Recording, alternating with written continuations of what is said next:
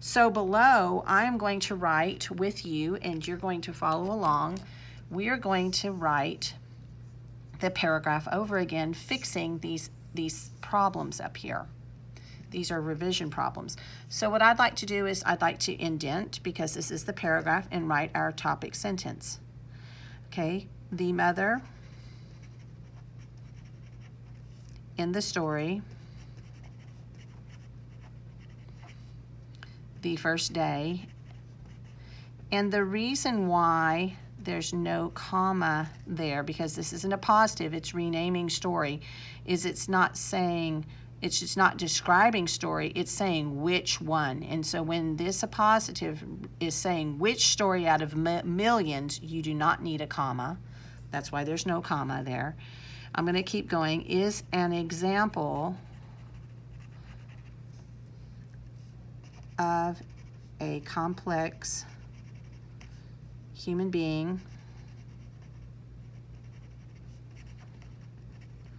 with antithetical traits.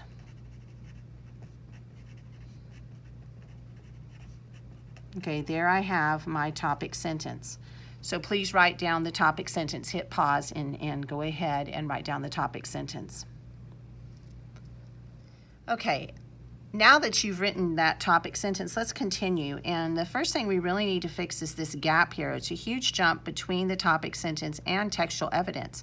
Textual evidence cannot just start the sentence. You have to lead into it with context, telling me what's going on in the story, and give an introduction to the text. So I'm going to begin it this way. First of all, I think it needs a transition showing that I'm about to give you some evidence. And so I'm not going to say for example, because we've just used example there. I'm going to say for instance. And after a transition word, you have a comma, for instance. And now I'm going to begin the context. I'm going to begin telling you what was going on in the story when that text was pulled. So, for instance, the morning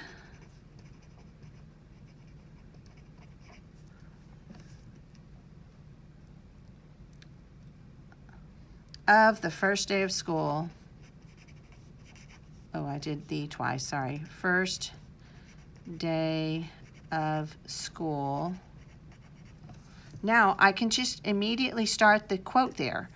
The morning of the first day of school, my mother has uncharacteristically spent. So I'm going to use a quote. There's no comma because it's just leading right into it. It's a part of the sentence. And I'm not going to say my mother, because I'm the writer and my mother is not combing my hair. It's actually, we're going to use brackets to show that I'm going to get rid of my, and I'm going to put the morning of the first day of school, the mother has uncharacteristically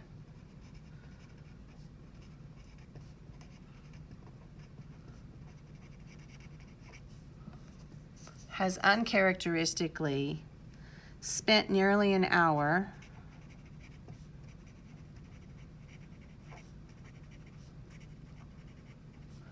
on, and now I'm not going to say my hair.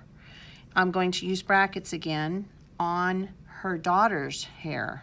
Her daughters. And that way it gives the sentence clear meaning. It's very specific. It's talking about whose hair. It just makes everything much more clear.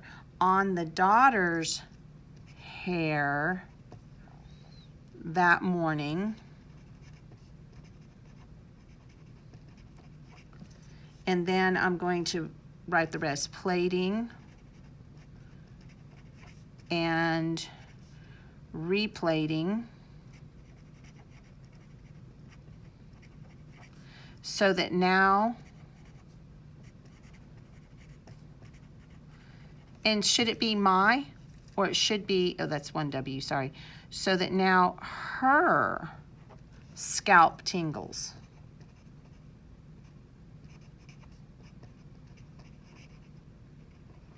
Okay, end quote, but the period does not go there. The period does not go there. We have to document all textual evidence, and so this comes from Edward P. Jones writing, so just his last name is needed. So Jones, and it comes from page 1. We're not doing paragraph. Page 1, and then the period. So pause if you're writing that, and you can restart the video when you're done writing it. We'll keep adding to the revision of this paragraph. All right, now that you've caught up to the documentation, now we're looking at this line right here, the mother is determined. I think that's suitable. I mean, even if it's a short sentence, that's okay. But look at this next line. The mother is determined because she wants what is best for her daughter.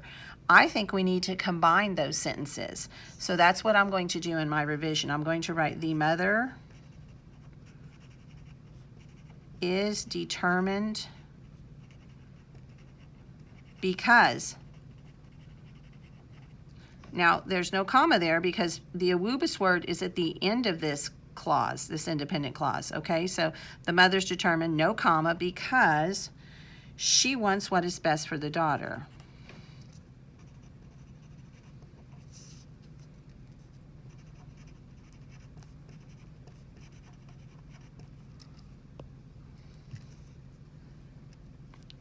For her daughter.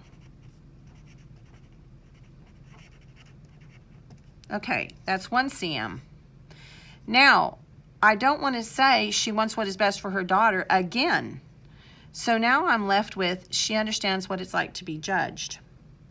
What I think I need to do here is to explain she understands what it's like to be judged, and that connects to determined somehow. So I'm going to kind of add to this sentence right here.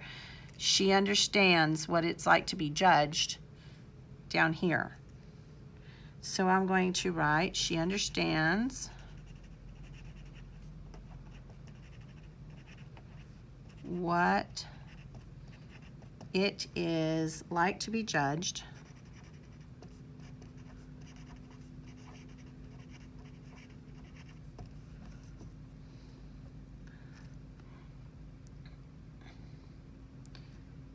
because, but why? Because she's illiterate, right? Because she is illiterate.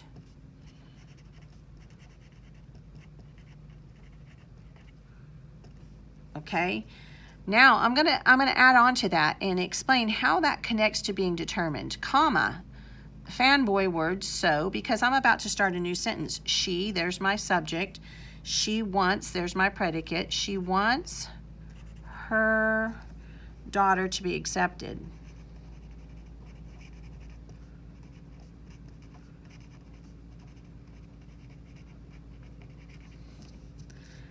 At school, and not pitied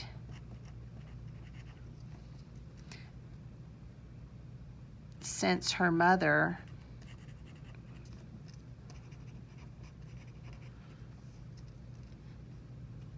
may seem deficient in their eyes. Okay, so that's my additional CM down there at the bottom, which I think was necessary because she's so determined, because she's illiterate, you know, she's determined that she gets her into school. She's determined that she's not pitied there or seem as odd or unworthy of being there. So you could even write one more CM and say, she doesn't want her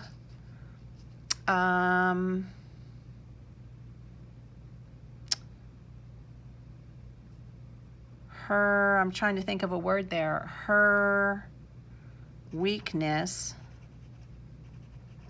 to impede the daughter's chances. Now I'm going to put an apostrophe S there because chances belong to the daughter. Okay, so I need you to write that, and if you need to pause, you may.